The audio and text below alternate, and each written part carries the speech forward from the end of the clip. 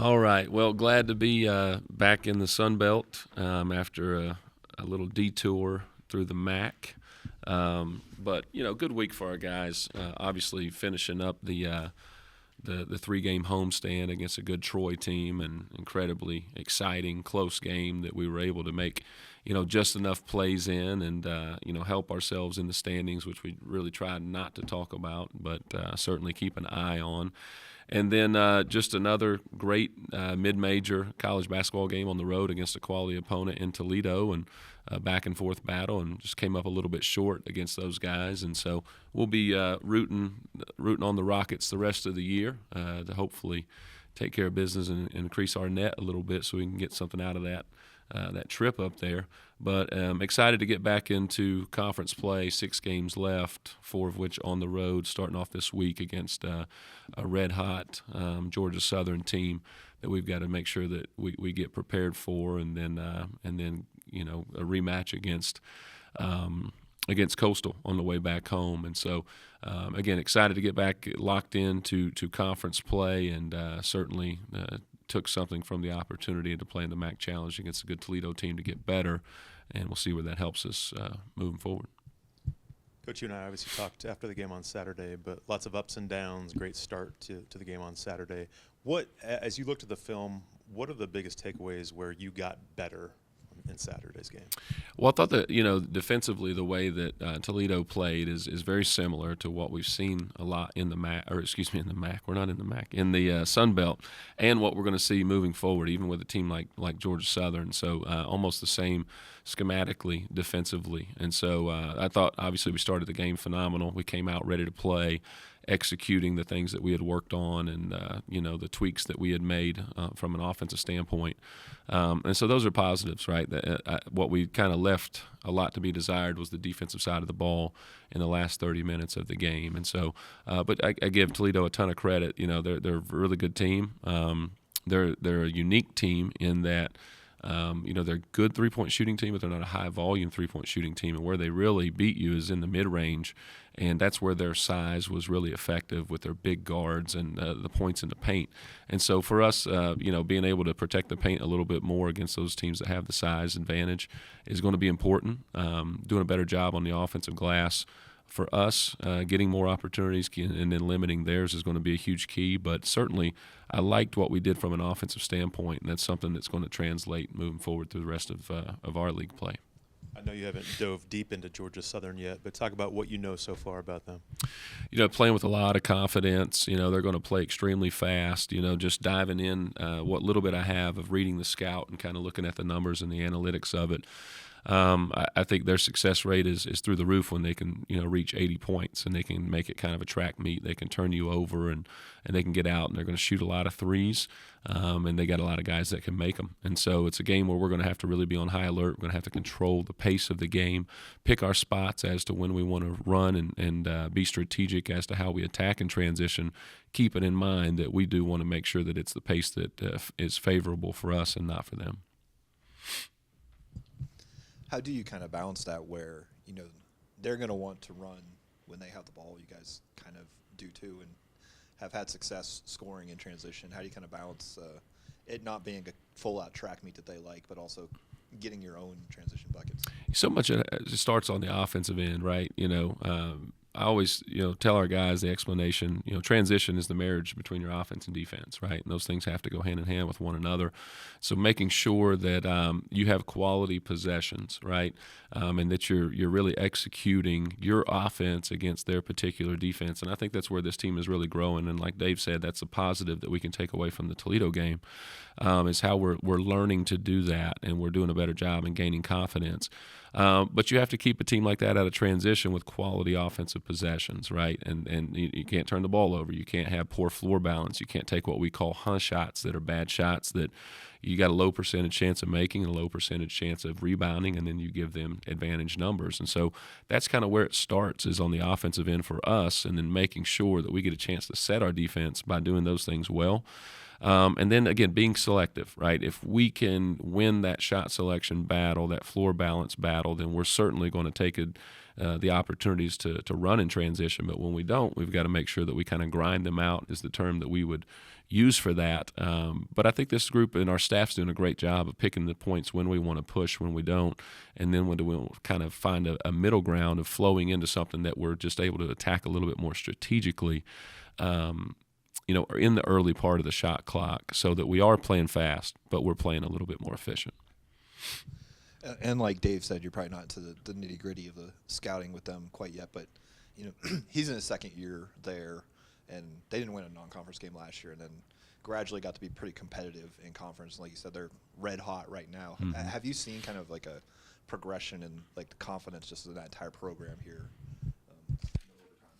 Yeah, I mean, I think that's a ton of credit. Last year obviously knew that they had a really tough non-conference, but the ability for Charlie to be able to keep his team together, and once you get into conference play, continue to get better and to be competitive like they were once they got into league play last season, it speaks volumes, especially for a first-year head coach, because I've been there. It's not an easy position to be in when you've moved over one seat for the first time. To be able to do that. And so certainly they've done a great job rebuilding their roster this season. The way that they play gives them a chance to really win each and every night. And so, but you can tell they're a bunch that's playing with great confidence. It isn't the same team that they had in the non-conference last year, and you got to give Charlie a lot of credit for that. I know when I asked you about lineups a couple weeks ago, you said you felt like you guys just needed a spark. Did you think Mark was going to take off, though, the way he has kind of in that sixth-man role?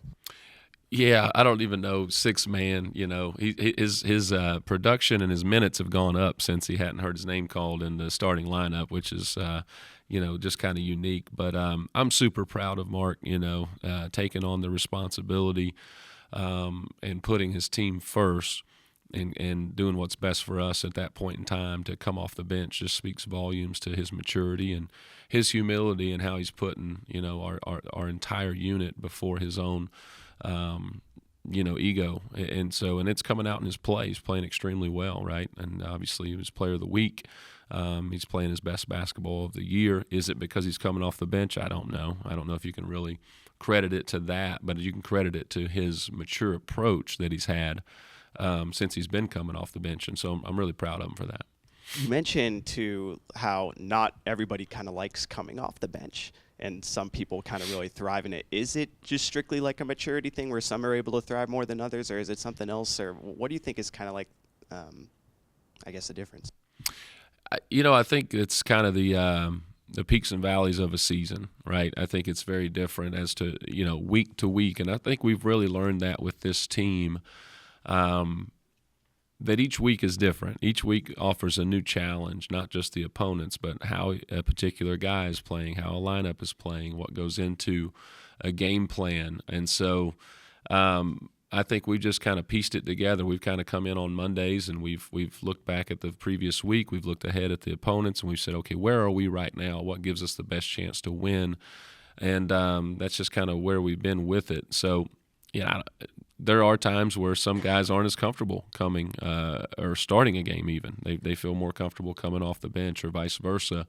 Don't know that that's necessarily where this one's at. I think this is just really pointing to the fact that, Mark deserves so much credit for, hey, we felt like this right now for this particular point in the season in this game for where we're at with these opponents, bring you off the bench. He bought in, he believed in it, and he executed it, and that's the reason that we won, 5 in a row. Would there be some more changes? We'll see. But we're going to, kind of week by week, game by game, make those types of decisions. But I think the way he's handled that will be a catalyst for how whoever the next person is that might need to handle that same situation. Our leading scorer, Adante Hallman, he's been a guy he's hit an average of about 3 3-pointers made per game. Talk about what it will take to stop him if he gets going in the game. What will it take to kind of slow him down? It's a great question. Just kind of looking at the stats and reading the scout from Coach Burke and Coach Ferguson that put this one together, they likened him to some of the other what we would call high alert players that we've gone against in league play. Robert Davis from ODU, couple of other guys whose names are escaping me right now who are just dynamic scorers, especially that can beat you from the three, like he's certainly capable of doing. And so it starts on a day like today, without getting too far ahead of ourselves and telling our guys, hey, we're doing this for this opponent, but they know what that means to be on high alert. They know what it means to have a hand up before a guy catches the ball, how tight you have to play them, the mentality that you have to have, the level at which you have to communicate so you don't help off of them, and just what type of gap, coverage that you can give and give your teammates. And so we're going to try to find those similarities that we've already found success with against other players and apply that to him. And I think that'll be good for us. And again, that's part of going through conference play, right? And you want to be able to find as many similarities to things that you've had success with as you can moving forward to different games. When the schedule originally came out and you saw that you were going to have these 4 in a row late in the year, any particular thoughts that you have on that when you're just glancing at it at first? The 4 road games. Road games, yeah. Not quite in a row. I think we're 4-2, and yeah. I beg your pardon. Okay. Yeah, that's okay. That's all right. Yeah, I don't put too much stock in that really. I know there's so much debate that goes on amongst coaches and certainly once we get to like spring meetings, and I've been a part of those conversations so much. Putting together a conference schedule is extremely difficult, and I give the Sun Belt a lot of credit because they really, I think we may have talked about this once before, Kurt, they said, okay, what's important to you as coaches? Rank them, and then we'll put it all together and we'll put it to a vote, and this is, Coach P at James Madison said these things were most important, so on and so forth. And so it's difficult to do. So I don't know that I put too much, thought into it. It is what it is. But it is hard when you play 4 straight on the road, right? So you've got to just try to find some positive things with that. Luckily, we're playing 2, then we come home for 2, then we're right back to it. But you look at the travel, you look at, and you try to really work ahead. Like we spent time today. What does the rest of our week look like, including how we handle today and how that's going to affect us come Saturday with these road games? How do you factor in traveling from Toledo? And so all of these things, they do add up. We lean on our training staff, we lean on our strength coach, and it's a all hands on deck to kind of figure out exactly how much preparation and what you can do to get ready for these types of games. Speaking of training staff, when you get a situation, these Thursday, Saturday situations, what does Corey do that helps to get these fellows, do you limit some of their time on the floor on a Friday? How is that working, particularly this late in the year when you're looking at load management? It's a great question. So pretty quickly when I got here, Corey and George, give those guys credit. They've done a phenomenal job. They approached me and they said, hey, I think it would be worth us investing in some GPS load management type of technology for this group of guys, especially as we put together an older group of guys who have a lot of miles on their bodies and injuries and things like that. And so we look at that very closely. So I get a report every day. I get a report that gives us a score, right, from 0 to 100 of what zone we're in, and that's how many steps or miles or meters and how fast, how many times did a guy hit his exertion level, for what period of time. And so things that are way over my head, right? So I'm glad they put it into one singular score because I can't look at more than a couple numbers. But we certainly keep an eye on that, and we look at it from a game standpoint. And those guys do a terrific job. They really do a nice job communicating, like even as early as this morning, hey, this guy was not feeling well yesterday. Now he's feeling better today. So we can kind of comprise a practice plan, how much live action is going to be in there, how much of that's going to be in the full court, how much of it's going to be in the half court. And so it's a very all hands on deck type of thing. But I would tell you on Thursday, Saturdays, those Friday practices are pretty light. They're going to be an extended shoot around. We're typically not going live, but we're going to get a lot of things in to help us, get prepared. But it's probably going to be at about 75% because we do have to be fresh and we do have to make sure that we're being mindful of the mileage and the load management. Going off of kind of you mentioned you have an older roster, especially as the season kind of hits that final stretch. Do you feel like some of the older guys, especially the ones who may not be coming back next year, are really kind of feeling very motivated to finish out strong? They should be, right? And because this is going to be their last run at college basketball. And, some guys have experienced tournament runs and postseason. Other guys have not. And so that's going to be a motivating factor for them, and it should be a motivating factor for the young guys as well, right?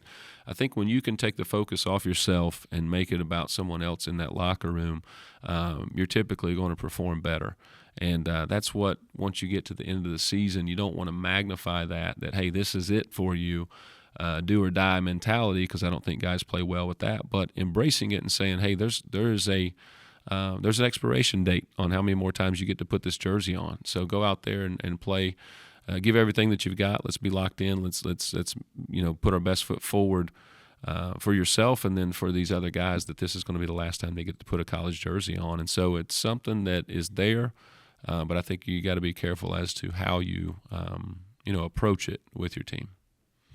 You've mentioned before, not wanting to look at standings, kind of focusing on the now, and especially with so much noise surrounding kind of that log jam up at the top, just how important is it to kind of maintain that as you sort of enter this final month and, people start to bring up conference tournament and all that?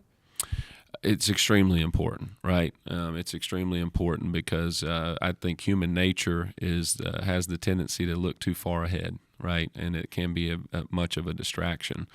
So we have those conversations with our guys. I would tell you last Monday, a daily devotional that I'm reading right now, Tony Dungy one, is phenomenal, and it really spoke to me, and I shared it with our guys, and it talked about Proverbs 27, verse 6, and it talked about wounds from a friend are better than kisses from the enemy, right? And so, not that you guys are the enemy, but, fans and media, you want to talk about standings, you want to talk about winning streaks. You want to talk about implications that are going to, happen 3 weeks from now at the Sun Belt tournament. But those are a big distraction, and they can take away from what you really need to hear is you didn't do a good job against Toledo. You got to fight over this ball screen. You got to figure out how you're going to rebound this ball. Otherwise, if you're thinking about the other things that I mentioned, the aforementioned things, then you're going to look up and those standings aren't going to mean anything. So keeping those guys in that moment, finding different ways to resonate and motivate them is important. Our staff's doing a great job with that. But staying process and detail-oriented is kind of our attacking approach to that.